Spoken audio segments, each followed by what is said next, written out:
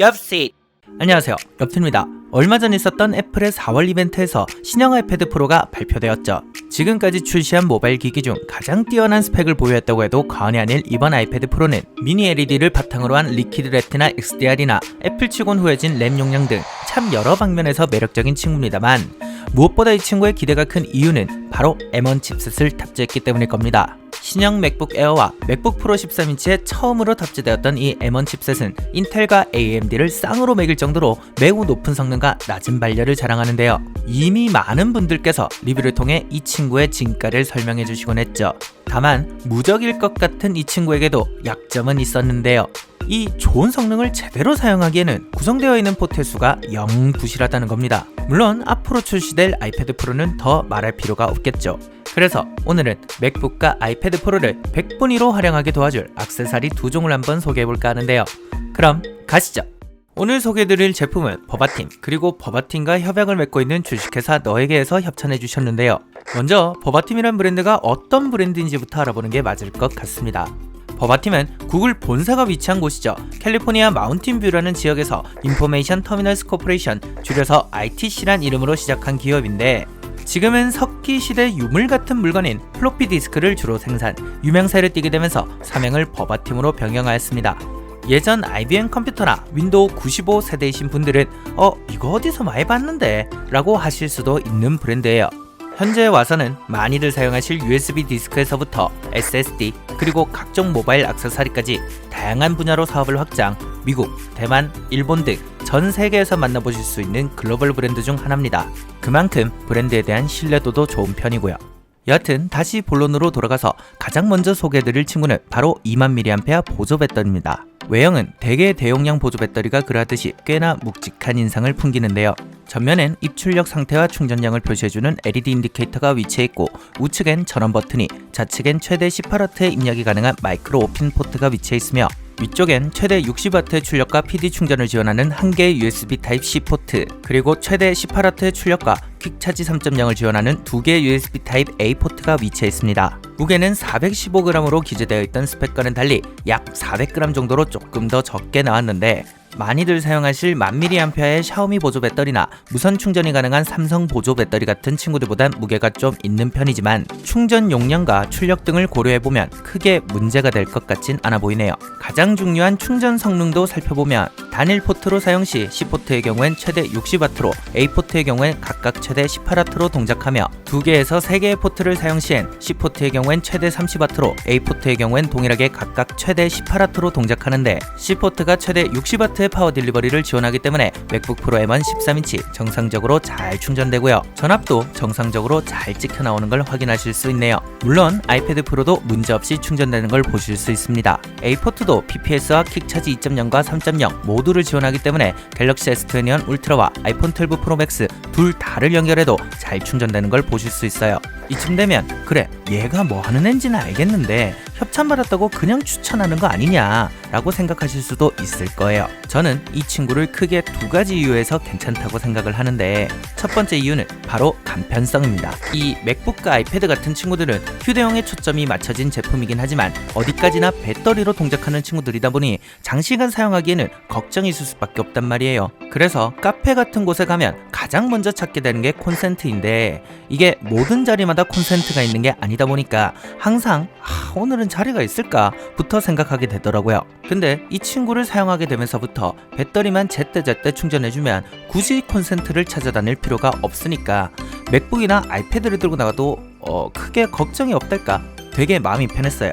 단순히 부피나 무게만 생각한다면 이런 소형 충전기를 들고 다니는 게 더 나아 보일 수도 있겠지만, 실사용에선 또 다른 결과가 나올 수도 있다는 것이죠.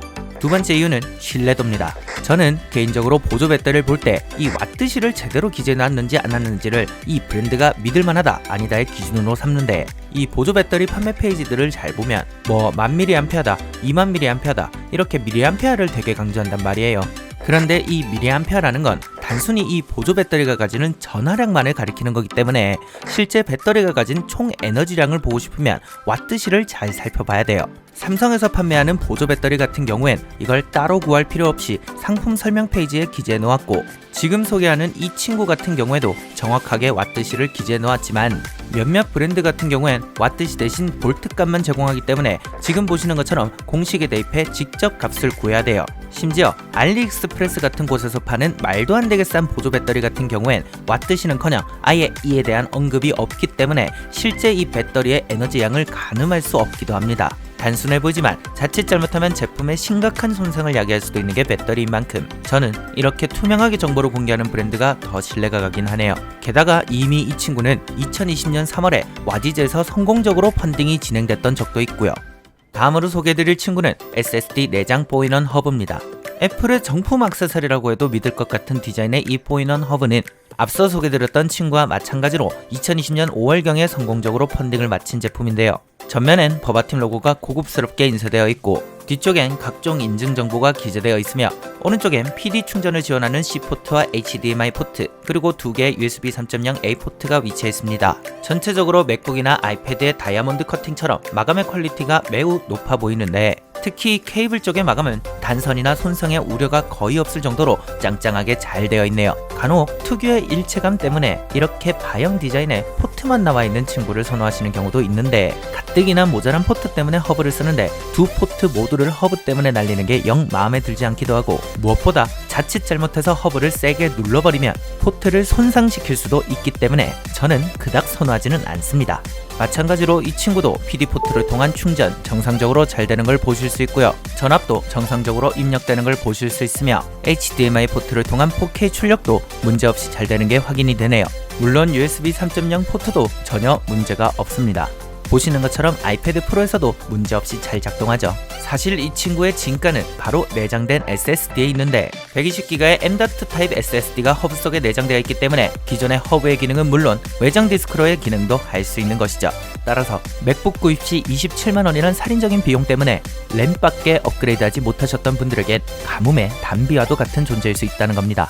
물론 디스크의 읽기나 쓰기 속도까지 고려해본다면 이런 썬더볼트 3를 지원하는 외장 SSD가 더 좋을 수도 있겠지만 가격 면에서 그리 합리적이란 생각이 들지 않기도 하고, 또 아주 대용량의 작업을 하는 게 아니라면 그 정도의 속도를 체감하기가 힘들더라고요.